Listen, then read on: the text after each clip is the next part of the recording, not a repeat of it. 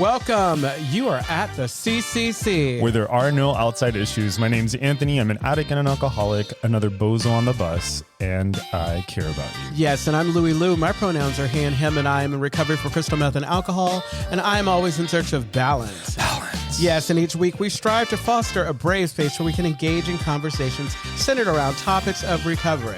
And our intention is to hold and inspire better spaces for more people in recovery by tackling issues sometimes used to separate us. Yes, but before we do that, please like, share, and copy. Subscribe. You can copy the link, share with a friend. Copy the link and send it around. Exactly. But definitely subscribe. Tell people about us. Tell your family about us. Absolutely.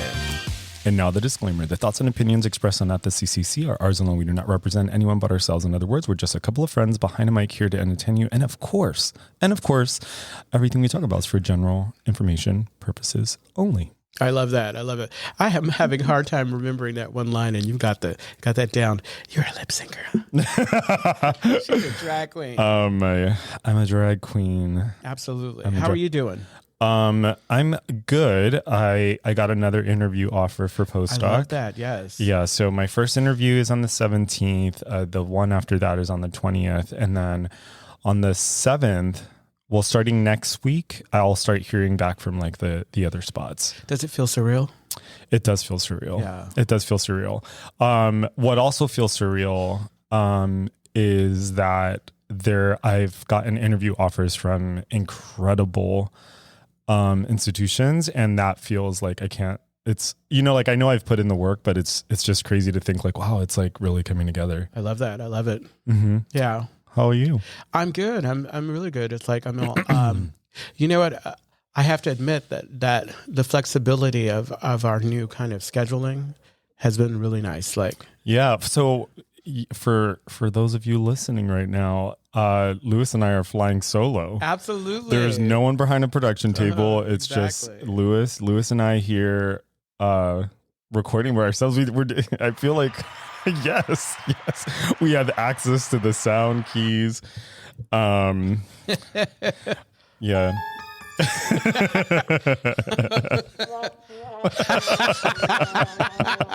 We're a bunch of cornballs. I know, we have no business playing with us. No, absolutely. It's all good. Honestly, it's really good. I at one point wanted to learn because I was thinking, oh God, it's really difficult or whatever, but turns out it was really quite simple. Well, I mean, if we're just doing the audio, it's very simple. But if we're doing like the live recording, that's like it's not just a team of two. We need a whole bunch of people. Exactly. And we want you to know, our faithful listeners, we will be having shows that are actually like video, we'll be doing live recordings. Yes, exactly. Those will just be like those will be special occasions. Yeah, exactly. So today's topic is New Year, New Me. Absolutely.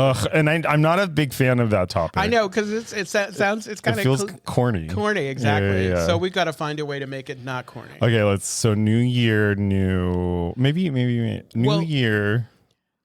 Everybody says New Year, New Me, but truly, you know what's going on? It's a new year. It's the same me, but I'm trying to be a better version I'm trying to be better at what I was doing, You're incredible. No, you are. No, yeah. No, you're incredible. No, you really are. I was listening to one of our, so I've been listening to the recent recordings because I was interested in the sound quality. Absolutely. And the sound quality is great. We've gone from being in a room where like there was like constant echo to. I know, where we're like, oh God, can you hear the music downstairs? Yeah. Can you hear the police sirens? Exactly. Somebody walks in the door. Yeah. So it's just really nice to have quality audio. Yeah, absolutely. But you're incredible. New Year, same me. I love that idea. I think I hate going into the new year with like a resolution. I know we struggled the last episode. We struggled talking about resolutions because I'm not a resolution person or whatever. Yeah. But I think throughout the year, I start to take different actions, and that to me is more of a resolution than anything. Resolution is more like I'm taking action. Mm-hmm. You know the stages of grief. well, not the stage. No, the stages of grief. Yeah. No, but the stages of change or whatever. Oh, sure. You know, of where course. you're the pre-contemplative and the contemplative, and when I take action, that's when the resolution. You know, I'm resolute. You know, I decide, okay, I'm getting ready to do what I think.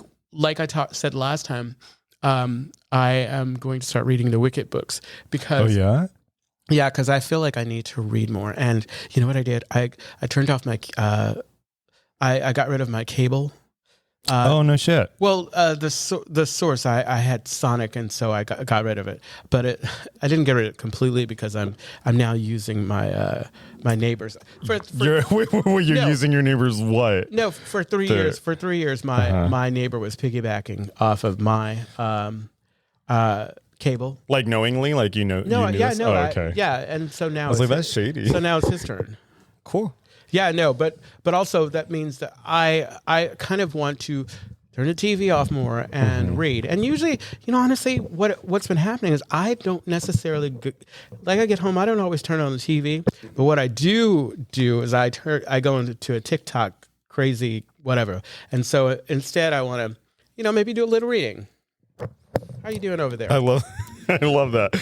I was messing around with the mic because absolutely this is a very different setup. So I'm looking directly at Louis. I know this is intense. It feels like a little like therapy. Yeah, no, exactly. I love this. It's like I'm all. Yeah. So I mean, I love what you're saying about going like it's the same person.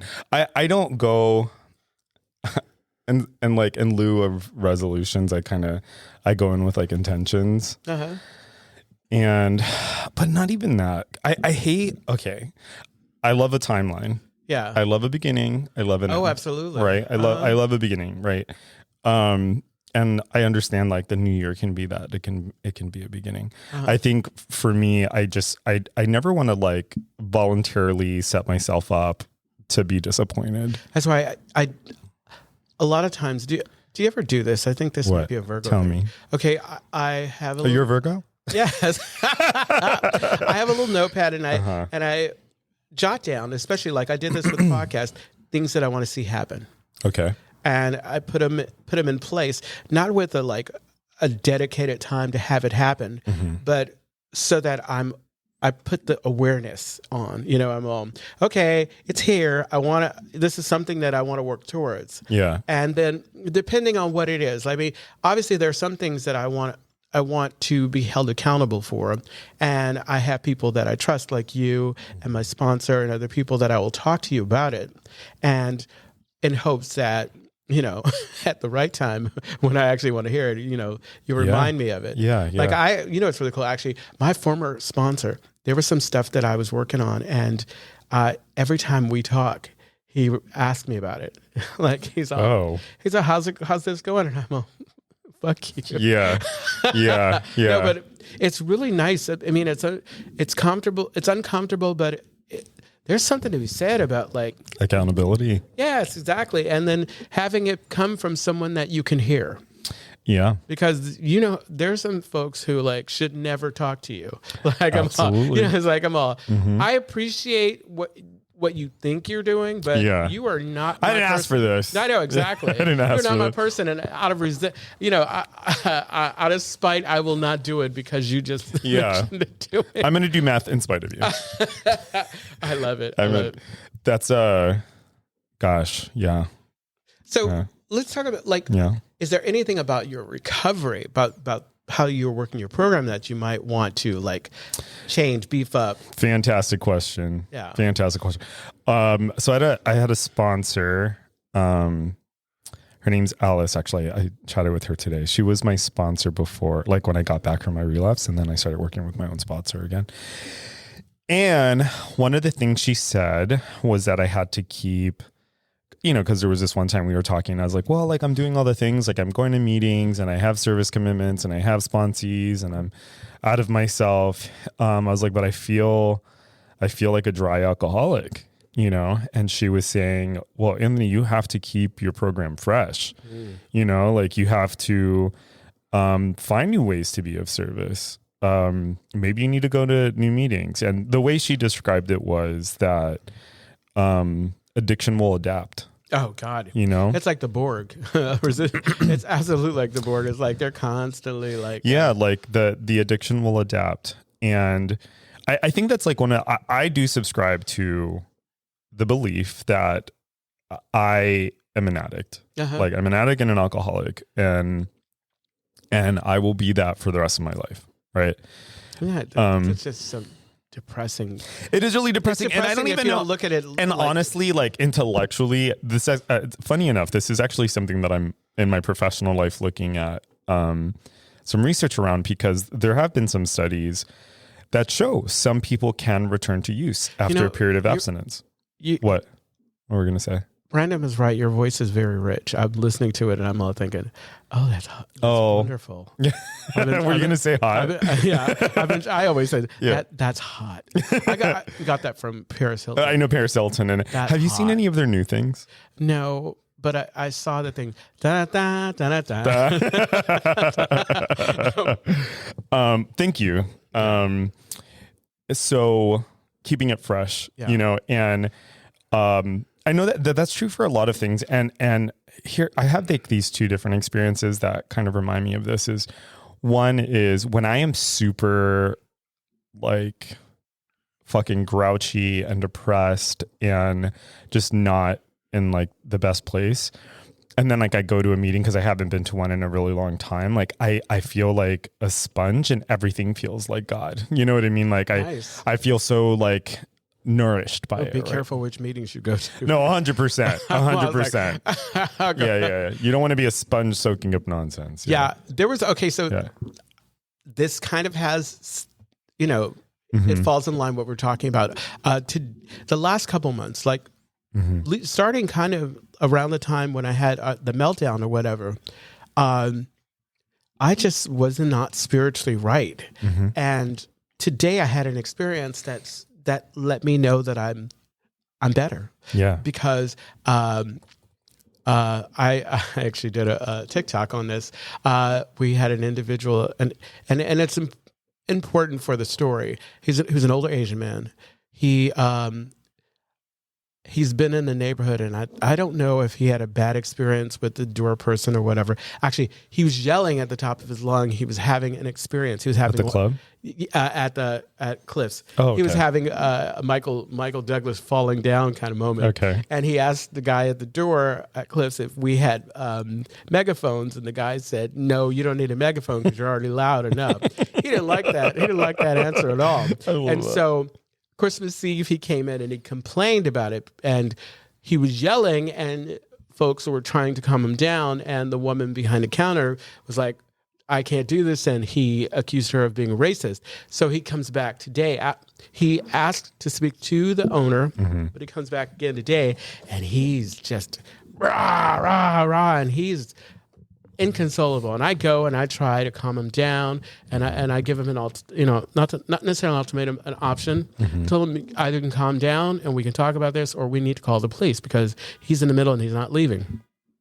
I was talking to a customer after all of this went down or whatever, and I realized this time last month, I probably would have taken that personally and would have been fighting him and said, how dare you? But this time I'm all, that's not about me. He's not mad at me. He's not mad at any of us here. He's got whatever he's going through because folks are frustrated, and it's manifesting in ways that's not all good. And I was just thinking, poor guy, I wish you could just see that, maybe shut up, maybe be quiet, take a walk, go bang your head on something else, but don't get arrested. Because as a man of color, I don't like calling the police on anybody. Sure. But I will. I will, especially if it's a situation because I've learned through jobs that I've had, like outreach and everything, as much as I think I can handle folks are out of control sometimes. Yeah. Yeah. And I think you're right. People are burnt out. Oh, I know a lot of my colleagues are burnt out. A lot of people doing frontline work are really burnt out. Basically, anyone who is not getting paid hella money. You know absolutely. What I mean? And throwing their hands up because it just seems like it's like with all this stuff going on, especially with Trump and the courts and whatever. It's like why are we even listening? we know exactly how this is going to fold. It's kind of like the conspiracy people that say, oh, they've always known who's going to be elected or whatever. We're just pawns or whatever. I don't know if I necessarily believe that, but I understand why someone would be that frustrated, just because it seems like the same things just keep happening. Yeah. Yeah. Agreed. Yeah. The other thing I was going to say earlier, because I was talking about like 2 examples of when I feel, like when I'm not my best, and then the evidence that I'm not my best is when I go to a new meeting and I meet new people, that I notice that I listen a little differently. What do you mean when you say you listen a little different? Yeah. Do you pay attention? Well, because I show up. Well, no, it show up. No, because there are some meetings where somebody starts talking and I'm all, I could be like, start thinking about what I need to eat for dinner. Yeah. Here's the thing is that I don't think that we have to take something from everyone's share. Oh, absolutely no. We don't have to invite everyone over to our homes. Yeah. You know what I mean? Like we don't have to. Everybody deserves recovery. Everyone deserves recovery. Yeah. But how do I listen differently? Yeah. I think I'm just more receptive. Uh-huh. And this is to your point about like going to a meet. Like there was like this one meeting in the Castro that I was going to for a while, and then at some point I was like, oh, I already know what that person's going to say, and I already know what that person's going to say, and they're going to call on this person again. And which is, that's a shitty attitude to have. But it was how I was feeling. And then I'll go to, I've been going to these meetings in Lafayette and Pittsburgh, and I listen differently there. There are people I don't know. Yeah. They're also not gay meetings. And it's probably, yeah. honestly, that's necessary, because yeah. one of our fellows, Tom J., he always says, it's like, don't let the medicine that you need be the medicine that you don't want. Yeah. It's like, and so it's one of those things, when you're in a meeting and someone that you don't fuck with shares the message and it's pretty solid. Yeah. And you're like, I don't like you, so I'm totally going to disregard this quality message. Or this person is full of shit as a Christmas turkey. Yeah. It's like, but there's something to be said. It's like, I can say the thing and have you hear it. I don't necessarily have to be perfectly living it, because it's like a lot of times when I'm like. Jimmy K shared at shows, and he was talking about all these things that he, and I think the premise was, these are all the things that's happening when I'm spiritual. And then he ended it with said, and I don't do a lot of these things. Yeah. But this is what I'm trying to do. This is what I'm trying to become. Yeah. Well, I've been thinking about, so one of my goals for postdoc is, I want to understand recovery from different perspectives, but specifically like as a provider, right? Like I'm familiar with recovery within 12-step, and I'm familiar with like the mechanics of some of the other programs like Smart Recovery and Refuge Recovery, right? But my goal is to have a broader and stronger understanding of like all the different ways that recovery can look. Right. And so what I was going to say earlier is like, one of the things that I'm really curious about going into this year is, there's been research around people going through a period of abstinence and then returning to use.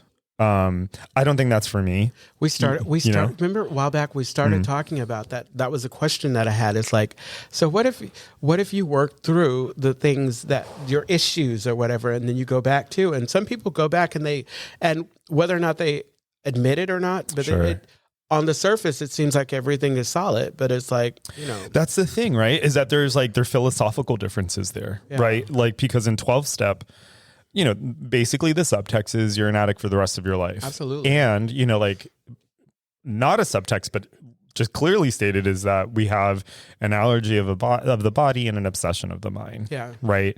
And that's just the way it is. And that has certain implications for how we see the world and how we operate. And the 12 steps are there to make sure that like, our lives are together, basically, right? It's a design for living. Yeah, exactly. Right. That really works. Yeah. So going into this year, it's like, I want, and part of this is, part of this comes from, I have people, there are people I know in the rooms who fucking struggle. And it's not like, oh, they just go out and they had a bad time. It's like, no, they go out and they come back and they're wrecked. We have a mutual friend. I swear, like every time he goes out and he comes back in, he's like broken a limb. Yeah. Or like, and he has broken, and then, or you have people that lose their jobs or like their families are destroyed. And I'm like, how can I help that person? Yeah. Exactly. And sometimes I know that 12-step, I like the way my therapist described it. She said 12-step is really good at stopping the bleeding, but sometimes you need some extra help. Yeah, exactly. So yeah, I mean, I'm thinking about that going into the new year. Wow. Now, I know that's not the topic, but I do want to ask you. Okay, so how can you get in wanting to learn and understand more? Do you interview folks who have done it or whatever? Well, that's interesting because that's what I'm doing. The postdocs that I apply to, these are all places that I would learn exactly what I want to learn.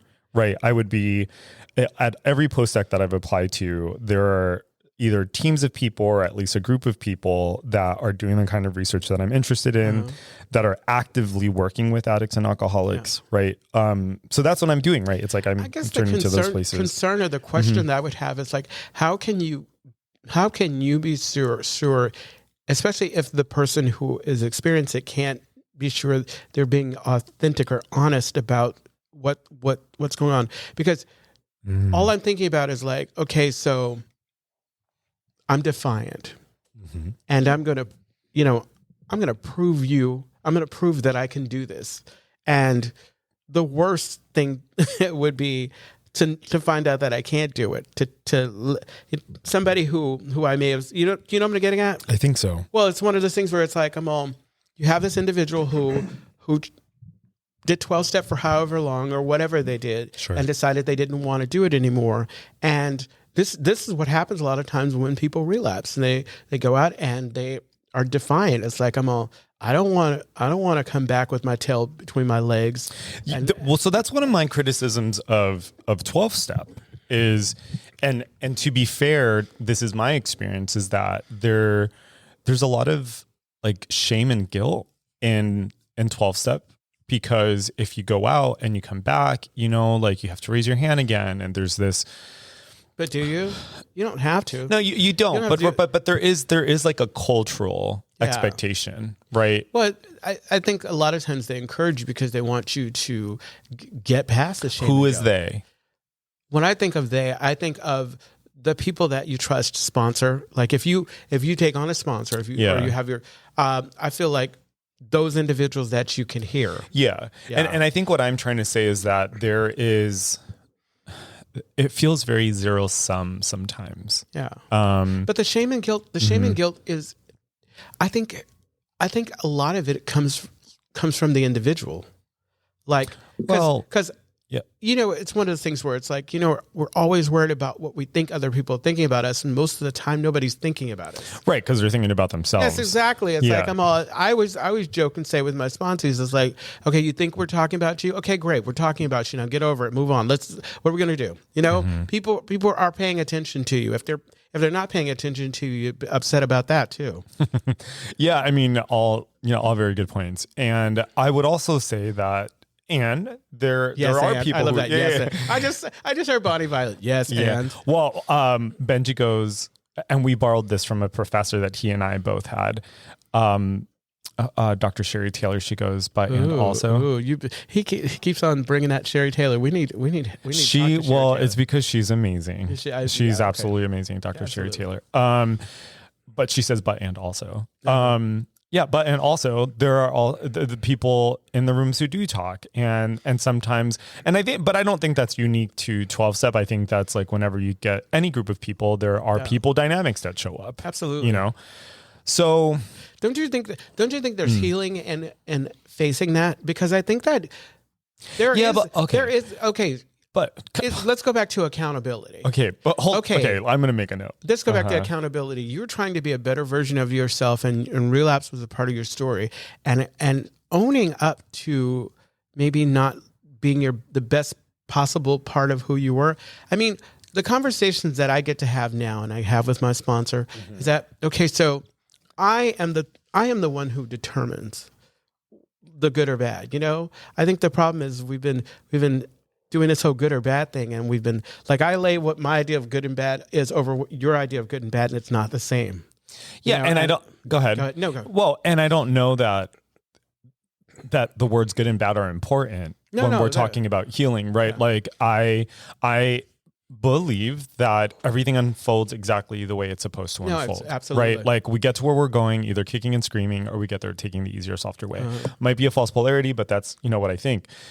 With respect to this idea that it could that be part of the healing? Well, I don't know that the answer, like, yes, I think so, but I think the other part of that is it's like an unfair burden for someone who's struggling with recovery to now also have to navigate like the social dynamics of people's shaming. But that's inevitable. It's like, even if they don't come back to 12 step, they're gonna, if you care about people, if you care about people in your life, you're going to feel that way. Well, you're going to think that people. Sure, but you don't have to do that at the doctor's office. Do you know what I'm saying? Well, but here's the deal. It's like, what, I don't know about you, but if I'm feeling insecure or whatever, of course I'm thinking people around me are judging me, especially when they're not. You know? Sure. That's something I don't think they can get around it. No, I get that, and I think we're saying the same thing, because what I'm saying is, so I'm like saying yes.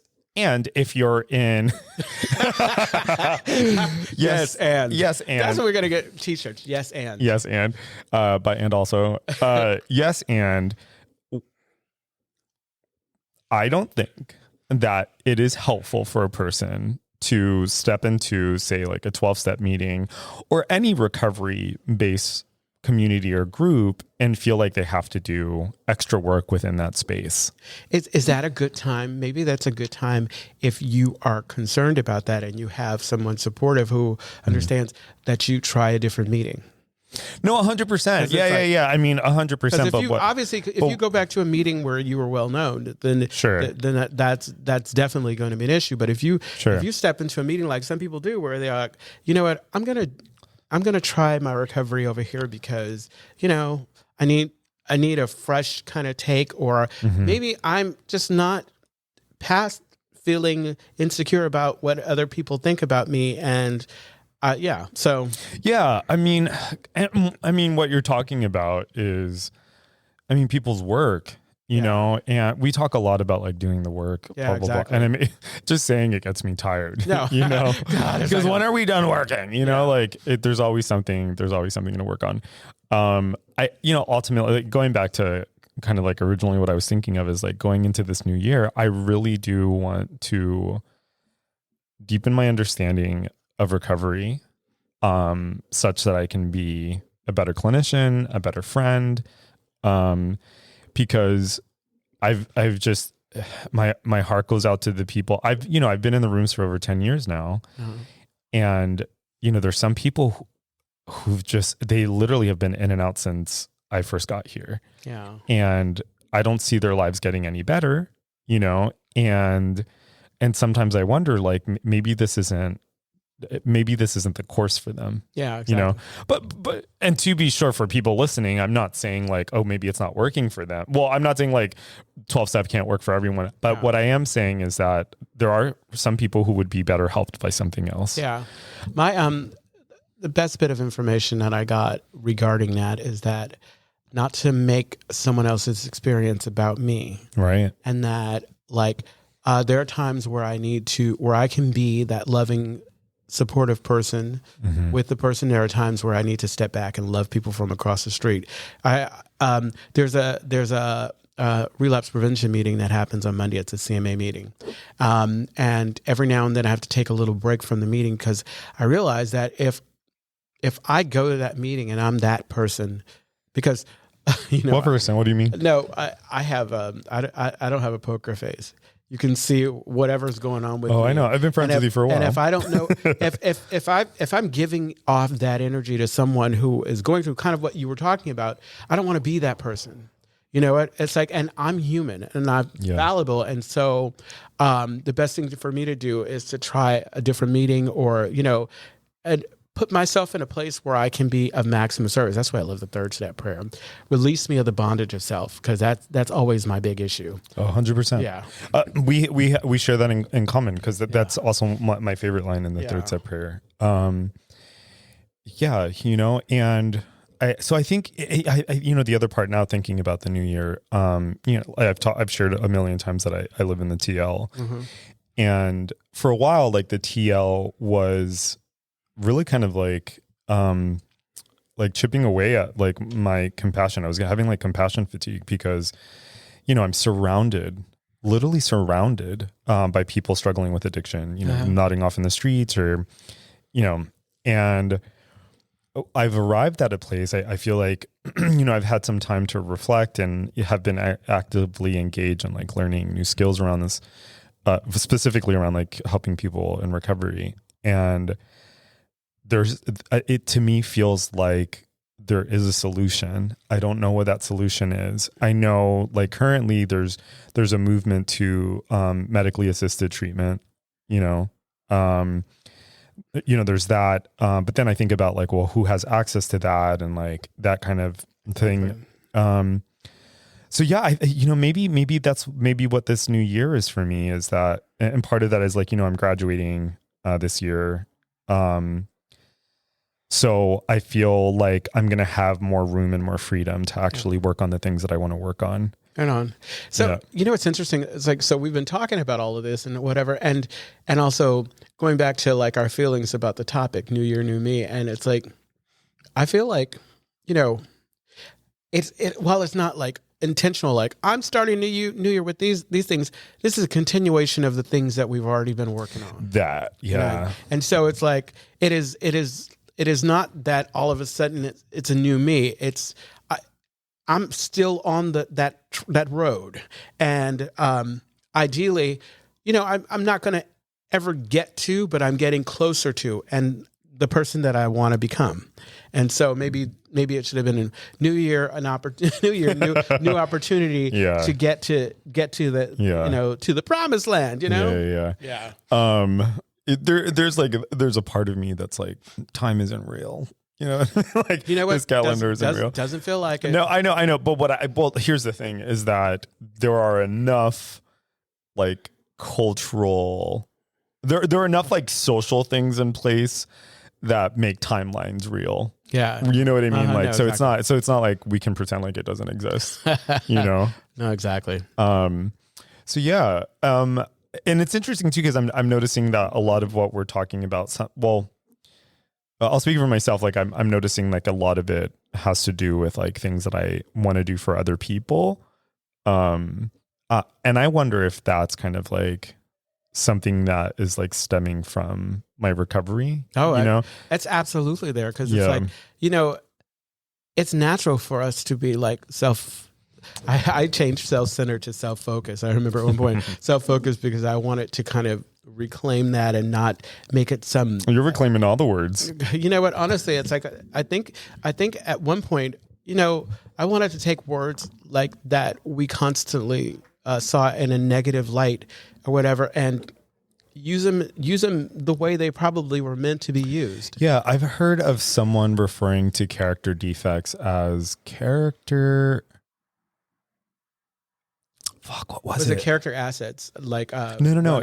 Rampant or run out of. No, it's like character, or like basically we're saying like that there were coping mechanisms. Yeah, exactly. Right, like that character defects were actually ways of adapting. Absolutely, and then, you know what it is, like they were not bad things, because they kept us going. We didn't get to this point, with they got us to this point. The problem is, like they say, is that they no longer work for us. They no longer work for us, and we're still trying to use them. I think I just turned myself off. Did I turn my? Can you hear me? I can hear you now. Oh, because I can't hear you now. Oh no, that would be mute. Could talk. Hello. There you go. Did I press you? Wow. It's like I'm all. If you wanted me to shut up, it's like all you had to do was say. I'm sorry for doing that. That's so funny. Yeah. So, some of the more like going into this new year, the other thing that's up for me is because there are things like, I'm done applying for postdoc. Interviews will be done by the end of January. decisions will be done by February. I have a lot more time opening up. And, one of the things that I do want to do, which is like an extension of last year, is take better care of myself. Like getting, and I'm talking about like foundational things like getting enough sleep, getting like eating. Absolutely. Yeah. Getting 3 meals a day, drinking enough water, all things I think I've talked about before. Yeah, no, those are essential. Those are important. Yeah. And I also, there's also a part of me that wants to be less frustrated with like the state of things. Like specifically, I've been thinking a lot of, like poverty and like how poverty impacts people's livelihood, and how that that also affects people's ability to access resources and to enter into recovery or to stay right. Like, so I've been thinking a lot about all of these different factors that impact people's lives because they've impacted my life. Yeah, I've been trying to use my I've been trying to use my TikTok, number one, to kind of help me. Like it's very cathartic to be able to talk about the things I need to talk about, like topics that come up, like self-care, about shining your light, not letting people dim that light. Realizing that we as much as I want to shut the world off and not pay attention to what's going on, I need to do that. I like, just because things didn't work out the way I wanted to election wise or whatever, doesn't mean I get to stop participating in it. And that, like, parts of me wants, like, I didn't want to think beyond the 4 years, but there's going to be beyond the 4 years. It's not like, unless some freak accident happens, I'm going to be here. So I need to kind of continue. And I don't know. I feel that way too. It's like, and I think a lot of it has to do with how can I be most effective, like, lifting other people up. Because I do want to lift people up. I want to lift people up. But I want to lift myself too. Sure. Yeah, I want to lift myself too, and I want to, because I feel like it is those times when we're desperate, or when we're in this collectively or whatever, that we can kind of become more powerful together. 100%. 100%. Yeah. And, and there's a power in pulling the lens back and seeing like bigger picture things. Absolutely. I think, that's one of the things that grounds me a lot is sometimes when I feel overwhelmed, like I imagine kind of like leaving my body and from the clouds looking down and realizing like I am one among so many. No, absolutely. That like, as the Buddhists say, that like we share suffering, suffering is kind of like the condition of being a living being, and that can be, that's very grounding for me. And I think that's maybe for me, what makes lifting, I don't want to say that that's something like the idea of like lifting other people up, because I don't know that I lift other people up, but I do think that there's a way that like when you connect with other people, you can trudge the absolutely. road of happy destiny together. Or let your example kind of encourage folks. Yeah. I mean, or let their example encourage me. Exactly. It's like a total back and forth. It is a total back and forth. Something that, before we wrap up, I think is really interesting. Okay, so obviously Donald Trump and this, exactly. It didn't and do the whole anything. MAGA thing, like oh no. What? Can you hear it? I can hear it. I can't hear it. You can't hear it? No. Oh, It's fine. Whatever. Go ahead. Now, obviously, what's really super interesting is like it's giving all of these people permission to show the nastiest parts of themselves or whatever. Mm-hmm. And I have always thought, like, I feel better prepared when I know what you're thinking, as opposed to you putting on a mask or a face or whatever. And I think that it's like, it gives a lot of people who, like the last time it was like a lot of people who are able to not see that, an opportunity to see that, yeah, this is what's going on. We're not just kind of, making this shit up. And I don't know where it was going, but no, I get that, and that can be very grounding. I'll share one last thing before we wrap up. So I've been I don't know if I've talked about this before, but there's certain experiences that I had when I was younger that I'm only now like addressing in therapy, and it's been very hard. It's probably one of the hardest things I've ever had to do, right?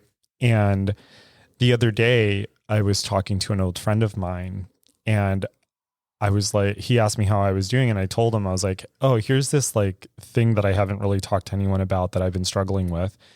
And he goes, this is wild that you're saying this. He's like, I've been struggling with the same thing for very many years too. And it was wild because I was like, oh, wow, I did not think someone was going to have like the very kind of identical experience that I was having. And it didn't make any of it go away, but there was something very stabilizing and very grounding about that. And I think part of like what you're saying is there's a lot of power in naming shit. You know, like just naming it out loud, like identifying what are the things that are happening and saying it out loud. Because I think that part of what can be really toxic for people is like they're frustrated and they're anxious and they're uncomfortable, but it's like, is this all in my head? Is this am I overreacting? And when actually no, you're not overreacting. You're having a perfectly normal response to a crazy fucking environment. So with that, the Castro Country Club is a safe and sober community center for all people in a refuge for the LGBTQ recovery community. We provide programs and services that help change lives by supporting personal growth. Our vision is to reduce the suffering of addiction by connecting people to community opportunity and support. You can find more information, including all the ways to contact us, at www.castrocountryclub.org/podcast. Yes, and please catch all new episodes every Monday when episodes are uploaded for you and your enjoyment. Yeah, that's Louis is ad-libbing. So and look for the CCC at the CC wherever you listen to podcasts. Wherever you listen to podcast. Yeah. Can you hear that?